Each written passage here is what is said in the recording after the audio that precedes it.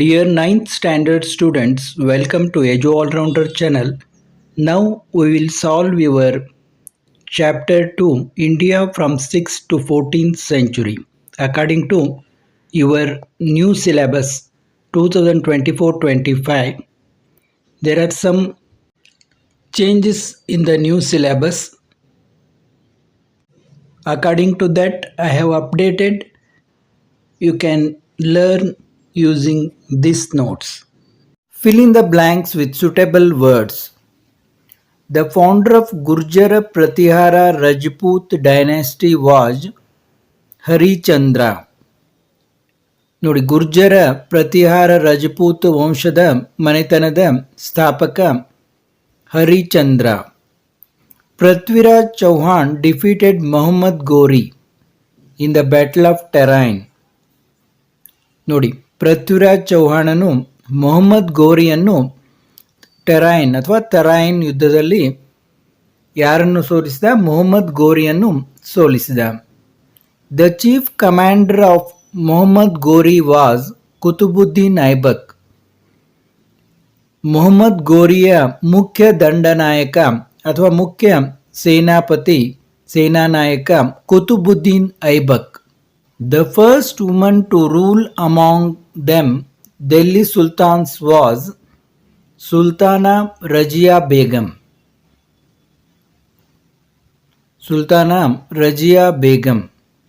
The famous Sultan of Khilji dynasty was Alauddin Khilji. ನೋಡಿ, ಮೊದಲ ಮಹಿಳೆ ದೆಹಲಿ ಸುಲ್ತಾನರಲ್ಲಿ ಆಡಳಿತ ನಡೆಸಿದಂಥ ಮೊದಲ ಮಹಿಳೆ ರಜಿಯಾ ಬೇಗಂ. ಅವಳಿಗೆ ಸುಲ್ತಾನ ಅನ್ನುವಂಥ ಒಂದು ಗೌರವವನ್ನು ನೀಡಲಾಯಿತು. ಸುಲ್ತಾನಾ ರಜಿಯಾ ಬೇಗಂ ಅಂತ ಕರೆದ್ರು ಅವಳನ್ನ.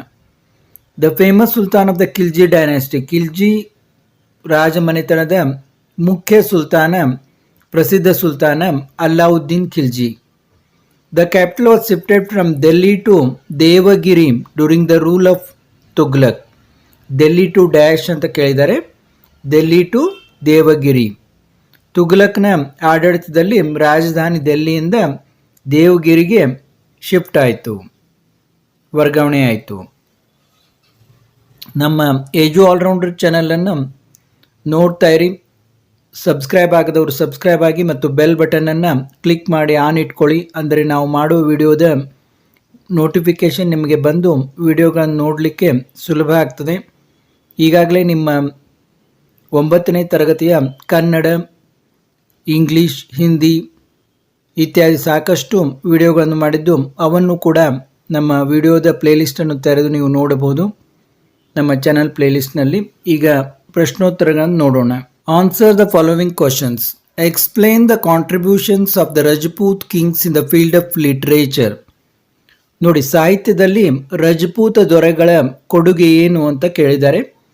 Rajput kings by encouraging scholars have contributed a lot to the field of literature.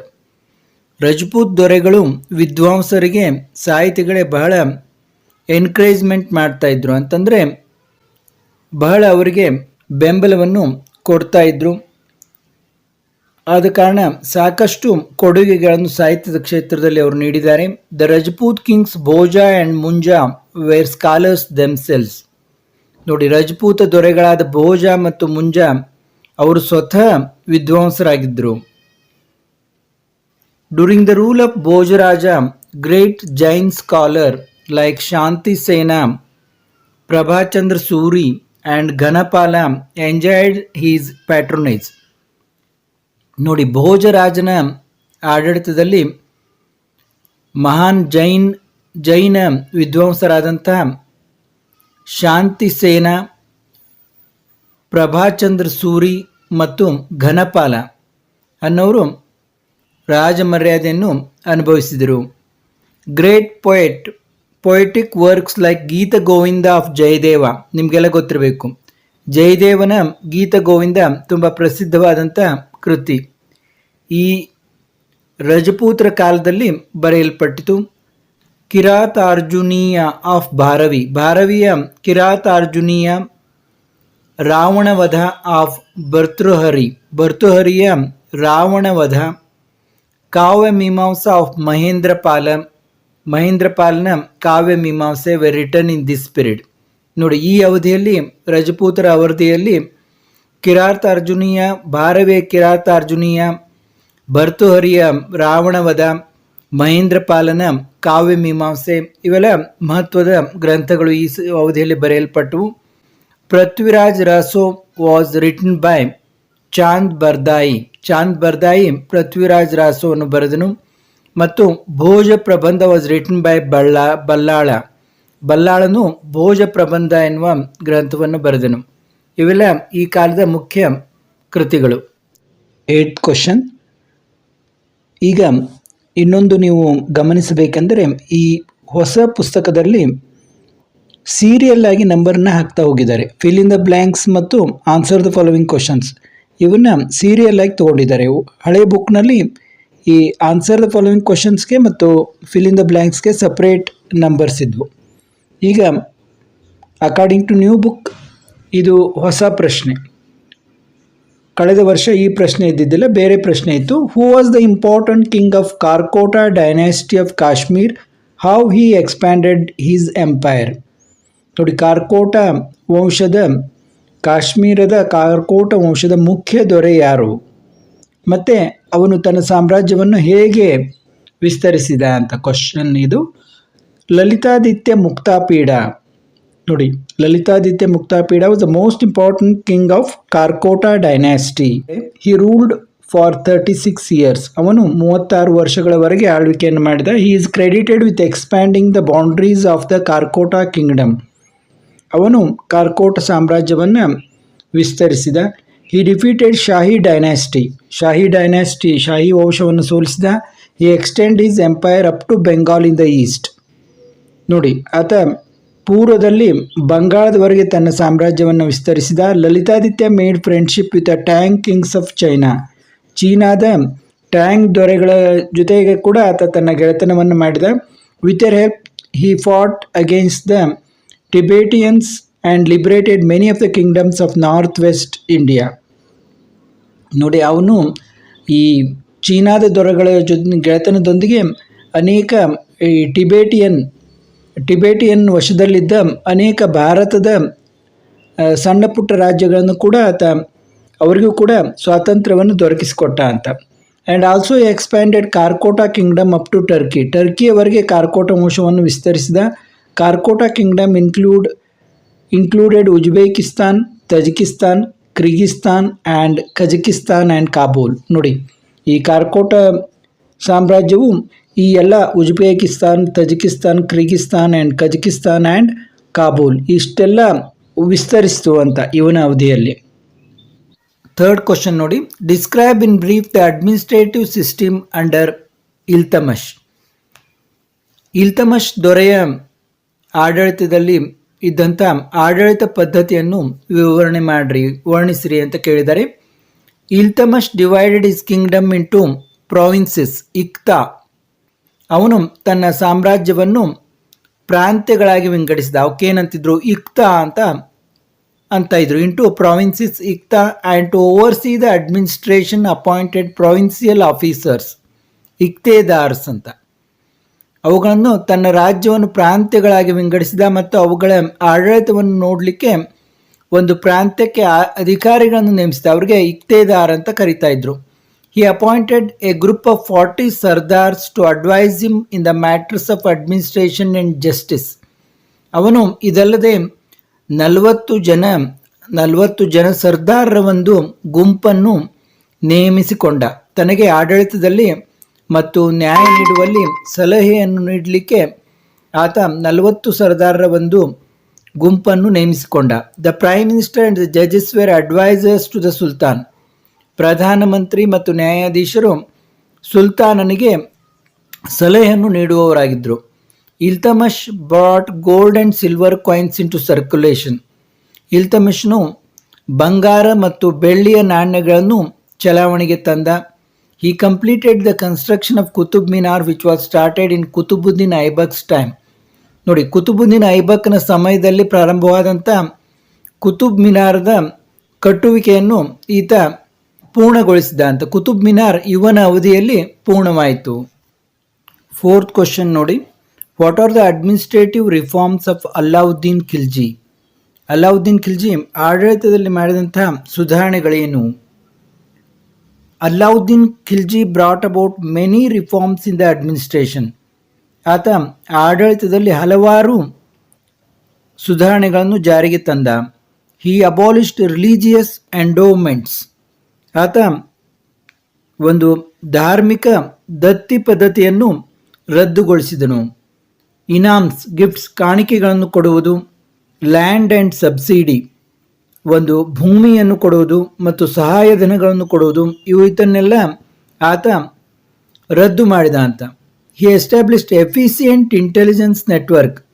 ಆತ ಒಂದು ದಕ್ಷವಾದಂಥ ಗೂಢಚಾರ ವ್ಯವಸ್ಥೆಯನ್ನು ಸ್ಥಾಪಿಸಿದ. He abolished consumption of alcohol, drugs and gambling. ಆತ ಇದಲ್ಲದೆ ಒಂದು ಮದ್ಯಪಾನ ಸೇವನೆಯನ್ನು ನಿಷೇಧಿಸಿದ, ಡ್ರಗ್ಸ್ ತೆಗೆದುಕೊಳ್ಳುವುದನ್ನು ನಿಷೇಧ ಮಾಡಿದ ಮತ್ತು ಗ್ಯಾಂಬ್ಲಿಂಗ್, ಜೂಜಾಡುವುದನ್ನು ನಿಷೇಧ ಮಾಡಿದ. He also banned social gatherings of his lieutenants. ಆತನು ತನ್ನ ಸರದಾರರು ಸಮಾಜದಲ್ಲಿ ಈ ಗ್ಯಾದರಿಂಗ್ಸ್, ಗುಂಪು ಮಾಡಿಕೊಂಡು ಸಮಾರಂಭವನ್ನು ಮಾಡುವುದನ್ನು ನಿಷೇಧ ಮಾಡಿದ. Their socialisation with the public, ಸಾರ್ವಜನಿಕರೊಂದಿಗೆ ಒಂದು ಸಮಾರಂಭದಲ್ಲಿ ಕೂಡುವುದನ್ನು ಆತ ನಿಷೇಧಿಸಿದ. ಆ್ಯಂಡ್ ಇಂಟರ್ ಕಾಸ್ಟ್ ಮ್ಯಾರೇಜಸ್, ಅಂತರ್ಜಾತಿ ವಿವಾಹಗಳನ್ನು ಕೂಡ ಆತ ನಿಷೇಧಿಸಿದ. He directed his lieutenants to collect heavy tax from the public.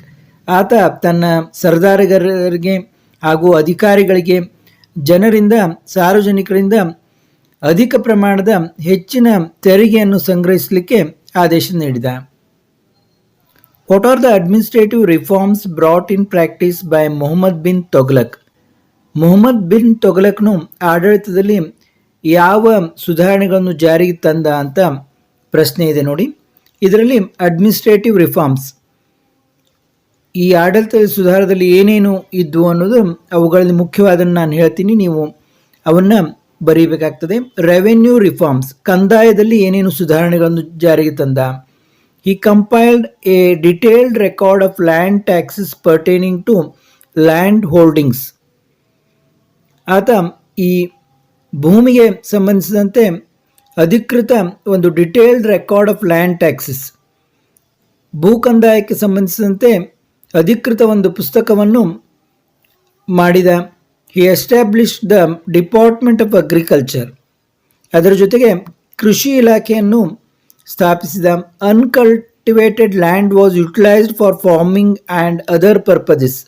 ಯಾವುದು ಅನ್ಕಲ್ಟಿವೇಟೆಡ್ ಲ್ಯಾಂಡ್, ಸಾಗುವಳಿ ಮಾಡದೆ ಹಾಗೆ ಬಿಟ್ಟಂತಹ ಒಂದು ಬಂಜರು ಭೂಮಿಯನ್ನು ಕೂಡ ಆತ ಸಾಗುವಳಿ ಮಾಡಲಿಕ್ಕೆ, ಬೆಳೀಲಿಕ್ಕೆ ಉಪಯೋಗ ಮಾಡೋಣ ಅಂತ ತೆಗೆದುಕೊಂಡ. ಆ್ಯಂಡ್ ಅದರ್ ಪರ್ಪಸಸ್, ಮತ್ತು ಬೇರೆ ಉಪಯೋಗಕ್ಕೂ ಕೂಡ ಆ ಭೂಮಿಗಳು ಬರ್ತಾವೆ ಅನ್ನೋದನ್ನು ಆತ ನೋಡಿದ.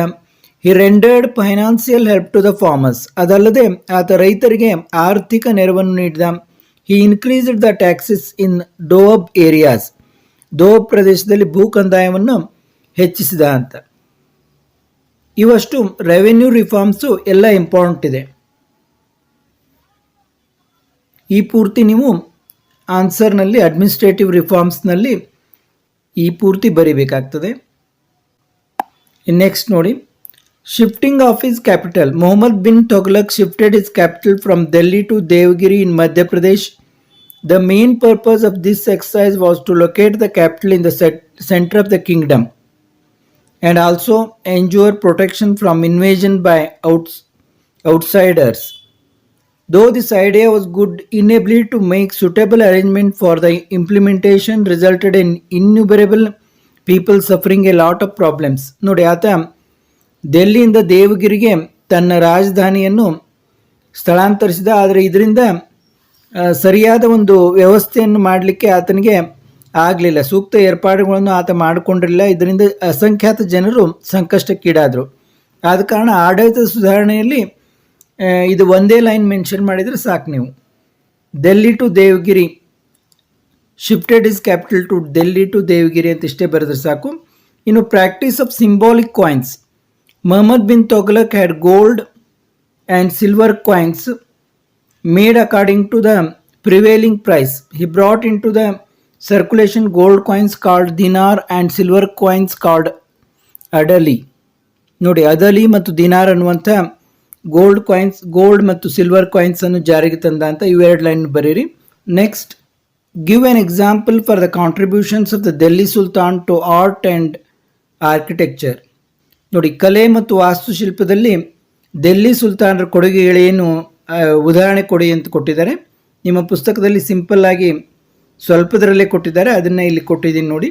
The Delhi sultans introduced a new style of architecture known as Indo Islamic. ನೋಡಿ, ಅವರು ಇಂಡೋ ಇಸ್ಲಾಮಿಕ್ ಅನ್ನುವಂಥ ಒಂದು ಹೊಸ ವಾಸ್ತುಶೈಲಿಯನ್ನು ಪರಿಚಯಿಸಿದರು.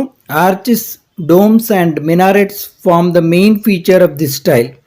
ನೋಡಿ, ಆರ್ಚಿಸ್ ಕಮಾನುಗಳು, ಡೋಮ್ಸ್ ಗುಮ್ಮಟಗಳು ಮತ್ತು ಮಿನಾರ್ಗಳು ಇವು ಈ ಇಂಡೋ ಇಸ್ಲಾಮಿಕ್ ಶೈಲಿಯ ಒಂದು ಮುಖ್ಯ ಲಕ್ಷಣಗಳು. The Delhi sultans constructed forts, mosques, palaces, public buildings, madrasas and choultries. ನೋಡಿ, ಇದಲ್ಲದೆ ಅವರು ಕೋಟೆ, ಮಸೀದಿ, ಅರಮನೆ, ಸಾರ್ವಜನಿಕ ಕಟ್ಟಡಗಳನ್ನು, ಮದ್ರಸಾಗಳನ್ನು, ಧರ್ಮಶಾಲೆಗಳನ್ನು ಇವನ್ನೆಲ್ಲ ನಿರ್ಮಿಸಿದರು. Examples of Indo Islamic style are Quwwat ul Islam mosque, Qutub Minar, Alai Darwaza and Jamaat Khana mosques at Delhi. ಎಕ್ಸಾಂಪಲ್ಸ್ಗೆ ಇವು ಇಂಡೋ ಇಸ್ಲಾಮಿಕ್ ಶೈಲಿಯ ಎಕ್ಸಾಂಪಲ್ಸ್ಗೆ ಒಂದೆರಡು ಮೂರು ಹೆಸರುಗಳನ್ನು ನೀವು ನೆನಪಿನಲ್ಲಿಡಬೇಕು. ನೋಡಿ, ಕೊನೆಯ ಪ್ರಶ್ನೆ, what was the result of the first battle of Panipat? Panipat ಕದನದ ಮೊದಲನೇ ಪಾಣಿಪತ್ ಕದನದ ಪರಿಣಾಮ ಏನು ಅಂತ ಕೇಳಿದರೆ, in the first battle of Panipat Babur defeated Ibrahim Lodi and established Mughal rule. ಮೊದಲ ಪಾಣಿಪತ್ ಯುದ್ಧದಲ್ಲಿ ಬಾಬರ್ ಇಬ್ರಾಹಿಂ ಲೋಧಿ ಅನ್ನು ಸೋಲಿಸಿ ಮೊಘಲ್ ಆಡಳಿತವನ್ನು ಸ್ಥಾಪಿಸಿದ ಅಂತ. ಅದರಿಂದಾಗಿ ಲೋಧಿ ಮನೆತನ ಇಲ್ಲಿಗೆ ಕೊನೆಗೊಂಡು ಮೊಘಲರ ಆಳ್ವಿಕೆ ಭಾರತದಲ್ಲಿ ಪ್ರಾರಂಭವಾಯಿತು. ಇಲ್ಲಿಗೆ ಈ ಪಾಠದ ಪ್ರಶ್ನೋತ್ತರಗಳು ಮುಗಿದವು. ಮತ್ತೆ ಮುಂದಿನ ಪಾಠದೊಂದಿಗೆ ಭೇಟಿಯಾಗೋಣ. ನಮ್ಮ ಏಜು ಆಲ್ರೌಂಡರ್ ಮತ್ತು ಸಿರಿ ಮೊಬೈಲ್ ಸ್ಕೂಲ್ ಚಾನಲನ್ನು ತಪ್ಪದೆ ನೋಡ್ತಾ ಇರಿ. ಸಬ್ಸ್ಕ್ರೈಬ್ ಆಗದವರು ಸಬ್ಸ್ಕ್ರೈಬ್ ಆಗಿ. ಎಲ್ಲ ವಿದ್ಯಾರ್ಥಿಗಳಿಗೂ ವಂದನೆಗಳು.